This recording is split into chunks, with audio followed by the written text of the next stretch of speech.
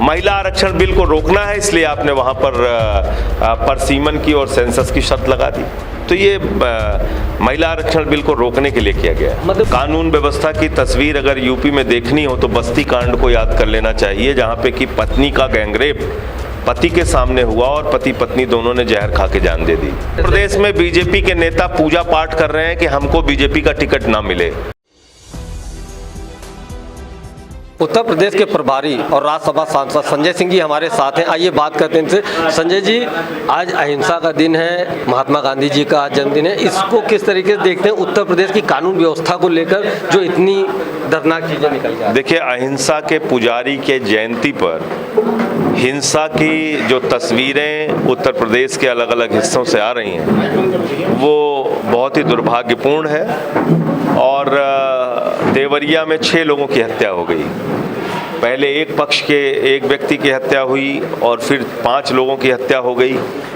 मैं समझता हूं कि कानून व्यवस्था की तस्वीर अगर यूपी में देखनी हो तो बस्ती कांड को याद कर लेना चाहिए, जहां पे कि पत्नी का गैंगरेप पति के सामने हुआ और पति पत्नी दोनों ने जहर खा के जान दे दी। प्रयागराज में अभी एक पुजारी की हत्या हो गई। मेरे गृह जनपद सुल्तानपुर में एक डॉक्टर की नृशंस हत्या हो गई। बरेली में भाई बहन के ऊपर एसिड अटैक हो गया। तो मुख्यमंत्री जी को अब सिर्फ समीक्षा नहीं करनी चाहिए, कार्रवाई करनी चाहिए। समीक्षा, डांट फटकार आपने करके देख लिया, कोई असर तो हो नहीं रहा है। कम से कम इनकी ट्रांसफ़र होगी, सस्पेंशन होगी, 2-4 एसपी आईजी नपेंगे तो कुछ कार्रवाई होगी। तब उनको लगेगा कि हाँ, हमारी नौकरी पे भी खतरा है। अभी तो आराम से बैठे हुए हैं, भाषण सुन लेते हैं, योगी जी भी अपना भाषण सुना देते हैं, जमीन पे कोई असर तो होता नहीं। पुरानी पेंशन बहाली को लेकर जो है कल जो है करीब 5 लाख लोगों ने धरना दिया है। देखिए, बहुत दुर्भाग्यपूर्ण है कि मीडिया ने उसको उतनी जगह नहीं दी जितना बड़ा प्रदर्शन था। लगभग 5 लाख की संख्या में लोग दिल्ली के ऐतिहासिक रामलीला मैदान में इकट्ठा हुए थे। और आम आदमी पार्टी का तो पहले दिन से मानना है कि भाई 40 दिन तक अगर कोई विधायक सांसद रहता है तो उसको तो पूरी जिंदगी पेंशन मिलती है। 40 साल कोई कर्मचारी रहता है तो उसको पेंशन आपने ख़त्म कर दिया। ओल्ड पेंशन स्कीम बहाल होनी ही चाहिए। और केजरीवाल जी का नारा है, जहां हमारा शासन वहां पुरानी पेंशन। हमने दिल्ली की विधानसभा में पुरानी पेंशन बहाल किया। हमने पंजाब की कैबिनेट में पुरानी पेंशन को मंजूरी दी है। तो कर्मचारियों के आंदोलन और उनके मुद्दों के साथ हम लोग खड़े हैं। महिला विधेयक बिल की बात करें तो महिला विधेयक बिल में जाति जनगणना और डिमिलिटेशन का होना क्या जरूरी है? देखिए, जाति जनगणना और डिलिमिटेशन अगर आप महिला आरक्षण की दृष्टि से पूछ रहे हैं तो जो 2010 में पास हुआ था उसमें ये शर्त नहीं थी। 2010 में जो बिल राज्यसभा में पास हुआ था उसमें ये शर्त कतई नहीं थी। तो ये शर्त बाद में इसलिए जोड़ी गई कि इसको लागू ही नहीं करना है।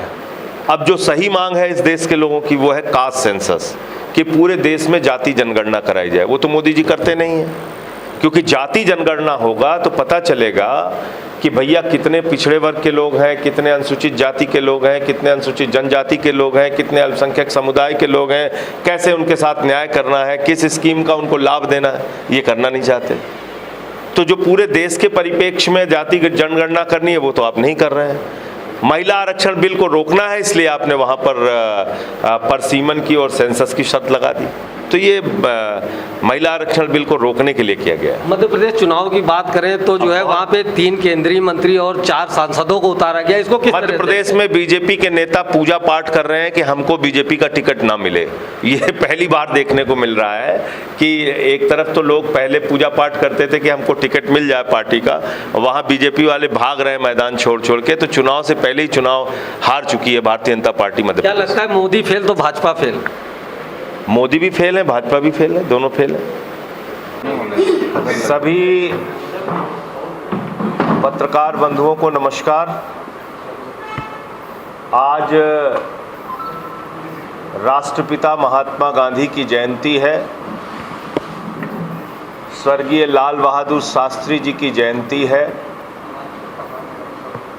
और बापू का नाम पूरी दुनिया में, न सिर्फ हिंदुस्तान बल्कि पूरी दुनिया में अहिंसा के नाम से जाना जाता है, प्रेम के नाम से जाना जाता है, भाईचारे के नाम से जाना जाता है। और आज के दिन हम लोगों को क्या खबरें सुनने को मिल रही हैं कि देवरिया के अंदर 6 लोगों की नृशंस हत्या हो गई। एक परिवार के 5 लोगों की और दूसरे पक्ष के एक व्यक्ति की। इसके पहले क्या घटना सुनने को मिली? बस्ती के अंदर पत्नी का गैंगरेप पति के सामने किया गया। पति पत्नी दोनों ने जहर खा के जान दे दिया। उसके पहले क्या घटना सुनने को मिली? हमारे गृह जनपद सुल्तानपुर में एक डॉक्टर की नृशंस हत्या कर दी गई, ड्रिल करके उसको मारा गया। बरेली के अंदर भाई बहन के ऊपर एसिड अटैक हो गया।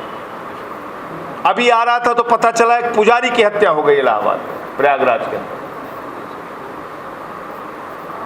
ये हो क्या रहा है उत्तर प्रदेश के अंदर? मुख्यमंत्री योगी आदित्यनाथ जी का सबसे बड़ा दावा कानून व्यवस्था को ठीक करने को लेकर है, और इस प्रकार की प्रतिदिन हो रही घटनाएं कहीं ना कहीं ये बताने के लिए काफी है कि उत्तर प्रदेश में कानून व्यवस्था पूरी तरीके से जर्जर हो चुकी है, खराब हो चुकी है, बदहाल हो चुकी है। और मुख्यमंत्री जी ने अभी समीक्षा बैठक भी की थी।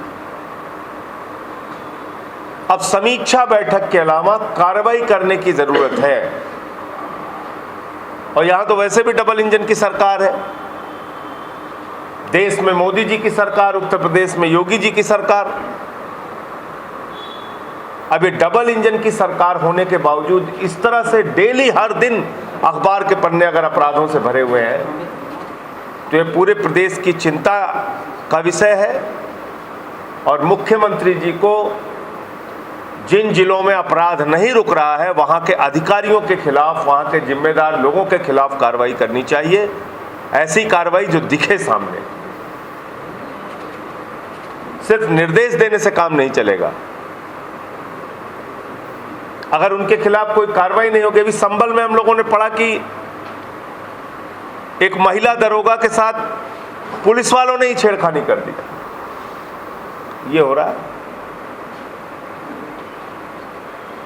तो ये घटना बहुत ही दुर्भाग्यपूर्ण है। और देवरिया में मारे गए लोगों के